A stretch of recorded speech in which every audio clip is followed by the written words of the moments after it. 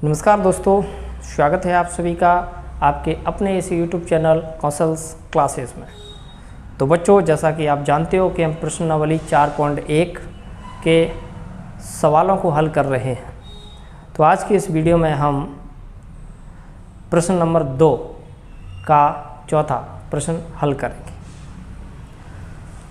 तो सबसे पहले हम प्रश्न को पढ़ेंगे, उसके बाद हम प्रश्न को हल करेंगे। देखिए, एक रेलगाड़ी 480 किलोमीटर की दूरी समान चाल से तय करती है। यदि इसकी चाल 8 किलोमीटर प्रति घंटा कम होती तो वह उसी दूरी को तय करने में 3 घंटे अधिक लेती। हमें रेलगाड़ी की चाल ज्ञात करनी है। तो बच्चों, सबसे पहले तो ये है कि हमें रेलगाड़ी की चाल हमारे यहाँ पर पता नहीं है, तो हम क्या करेंगे भाई, मानेंगे। तो हम मान लेते हैं, ध्यान से देखिएगा।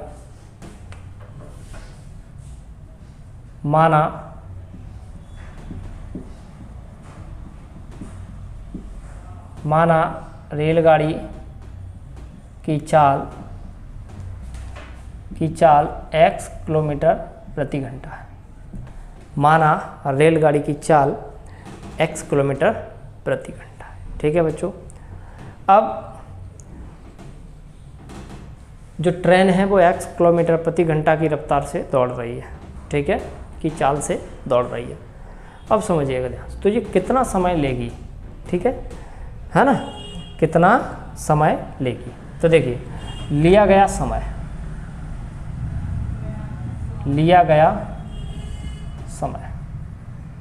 ठीक है। तो देखिए बच्चों, समय की अगर मैं बात करूं तो समय बराबर होता है ये फॉर्मूला दूरी बटे चाल, ठीक है। समय बराबर क्या होता है, दूरी बटे चाल, ठीक है बच्चों। तो समय बराबर क्या हो गया, दूरी बटे चाल, ठीक है। अब मैं नाम दे देता हूँ T1। मान के चलो देखो, यहाँ से मान के चलो, यहाँ से और ट्रेन को यहाँ तक जाना है। तो यहाँ से यहाँ तक पहुँचने में मान लिया हमने कि इसने T1 समय ले लिया। तो देखिए ध्यान से, तो दूरी कितनी है भाई, 480। चाल कितनी है भाई, x किलोमीटर प्रति घंटा, ठीक है बच्चों। यहाँ से और यहाँ तक की जो दूरी है, ध्यान से समझना, यहाँ से यहाँ तक की जो दूरी है वो 480 है, 480 किलोमीटर, ठीक है बच्चों। अब आगे चलिए, आगे अब बात करते हैं कि भाई उसने क्या किया। भाई देखो, अगर वो x किलोमीटर प्रति घंटा की चाल से ट्रेन दौड़ती है तो वो यहाँ से और यहाँ तक पहुँचने में भाई 480 बटे x समय लेती है। उसने क्या किया भाई स्पीड कम कर दी। क्या कर दी, ठीक है। क्वेश्चन में बोला गया कि यदि इसकी चाल 8 किलोमीटर प्रति घंटा कम होती, देखो, यदि चाल 8 किलोमीटर प्रति घंटा कम होती तो, या फिर ऐसे लिखो, कम कर दी जाए,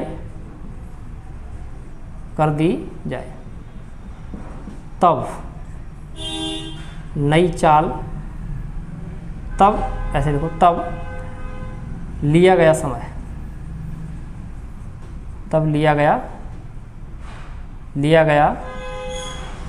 समय, ठीक है बच्चों। तो समय बराबर तो वही होता है भाई दूरी बटे चाल, है ना। अब देखना, इसमें हमने पहले T1, अभी की T2, दूरी वही है 480, लेकिन चाल को क्या कर दिया गया भाई, चाल पहले थी हमारी कितनी, x किलोमीटर प्रति घंटा। अब क्या गई, 8 कम कर दिया गया है, तो चाल कितनी हो जाएगी भाई, x - 8, ठीक है बच्चों। अब उसने बोला है भाई, समझिएगा ध्यान से, मैं इस चीज़ को आपको बड़े अच्छे से समझा रहा हूँ, समझिएगा ध्यान से। जैसे यहाँ पर बड़ी गौर से समझना है आपको, ठीक है बच्चों। जैसे मान के चलो कि यहाँ से और यहाँ तक, मान के चलना, मैं ये आपको एग्जांपल के द्वारा समझा रहा हूँ। मान के चलना कि यहाँ से यहाँ तक पहुँचने में हमें 3 घंटे लगे, कितना समय लगा भाई 3 घंटे। अब मैंने क्या किया भाई, अब मैंने क्या किया, समझना ध्यान से, कि अब मैंने अपनी चाल को कम कर दी तो भाई समय ज़्यादा लगेगा। तो जैसे ही मैंने चाल को कम कर दी, ठीक है, चाल को कम कर दी, तो पहले हमारे पास समय कितना लगा भाई, t1 बराबर 3 घंटे। अब मैंने चाल कम कर दी तो मान लिया मैंने, अपनी तरफ से मान के चल रहा हूँ मैं, मान के चलो कि 5 घंटे लग रहे हैं, ठीक है, समझिएगा ध्यान से। तो अभी अपन को कितने घंटे लग रहे हैं भाई, 5, मान के चलो t2 है, मान के चलो अभी कितने घंटे लग रहे हैं भाई, 5। पहले कितने लग रहे थे भाई, 3 घंटे। भाई अब इनको बराबर करने के लिए हमें क्या करना पड़ेगा, 2 घंटे जोड़ने पड़ेंगे ना इधर, ठीक है। तो पहले की तुलना में अभी 2 घंटे ज़्यादा लग रहे हैं। पहले हम 3 घंटे में पहुंच रहे थे, अब 5 घंटे में पहुंच रहे हैं, इसका मतलब 2 घंटे ज़्यादा लग रहे हैं। समझ रहे हैं बात को। तो देखिए जो अभी जो टाइम लग रहा है t2, ठीक है, पहले जो टाइम लगा था t1, इनको बराबर करने के लिए क्या भाई 2 हमको जोड़ना पड़ेगा, ठीक है बच्चों। अब इसी चीज़ को मैं प्रश्न में अप्लाई करता हूँ, ठीक है। t2 बराबर क्या हो जाएगा, t1 + 2। तो अब देखिएगा ध्यान से, अब क्या हो जाएगा भाई, t2 बराबर t1 + 3, इसमें 3 घंटे अधिक ले रहा है, ठीक है, प्रश्न में बोला गया। t2 की वैल्यू हमारे पास 480 दे रखी है बटे x - 8। t1 की हमारे पास 480 बटे x है प्लस का 3। अब इसको मैं इधर लाता हूँ तो कितना हो गया बच्चों, 480 बटे x - 8। अब इसको इधर लाऊंगा तो माइनस हो जाएगा, तो ये हो जाएगा 480 बटे x और बराबर में कितना है भाई 3, ठीक है बच्चों। अब आगे देखिएगा, 480 मैं यहाँ से कॉमन ले लेता हूँ, तो जैसे ही मैं 480 कॉमन ले लूँगा तो यहाँ पर 1 बचेगा, 1 बटे x - 8, यहाँ पर 1 बचेगा और ये x बराबर कितना 3, ठीक है बच्चों। 480 यहाँ से चला गया, 1 बचा, 480 यहाँ से भी चला गया 1, नीचे x - 8 है, ये x। अब देखिए ध्यान से, 480 x को इधर करेंगे x, इसको इधर करेंगे तो ये हो जाएगा x - 8, और x - 8 का गुणा करेंगे किस में भाई, x में, बराबर कितना भाई 3, समझिएगा ध्यान से। तो ये हो जाएगा 480 है ना बच्चों, ये हो जाएगा x, माइनस अंदर जाएगा तो ये -x और ये माइनस और माइनस, बटे में कितना हो जाएगा, x का x करो x² और ये -8x, ठीक है बच्चों, बराबर 3। अब 480 x से x कट गया, कितना हो गया 8 बटे x² माइनस 8x, ठीक है बच्चों। ये हो गया 3। अब समझना ध्यान से, इसको मैं उधर ले जा रहा हूँ तो ये हो जाएगा कितना बोलो, 480 × 8 बराबर 3। इसको उधर ले गए तो क्या हो गया, x² माइनस 8x, ठीक है। 3 को इधर ले जाओ, यहाँ पे डायरेक्ट काट दो 3 से, 3 एकम 3, 3 छंगे 18, ठीक है।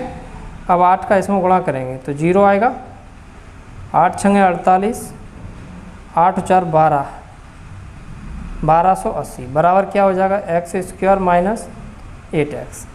अब इसको उधर ले जा रहे हैं तो देखो, x² माइनस 8x माइनस 1280 बराबर 0, ठीक है बच्चों। तो देखिए इस समीकरण से हम जो रेलगाड़ी की चाल है हम निकाल सकते हैं। इस समीकरण को जब हम हल करेंगे तो हमारे पास रेलगाड़ी की चाल निकल कर आ जाएगी, लेकिन हमें निकालना नहीं है। क्यों? क्योंकि सवाल में सिर्फ ये बोला है कि आप द्विघात समीकरण बना के बता दीजिए, तो हमने द्विघात समीकरण बना के बता दिया, ठीक है बच्चों। तो उम्मीद करता हूँ कि आपको ये प्रश्न नंबर 2 का चौथा प्रश्न समझ आया होगा।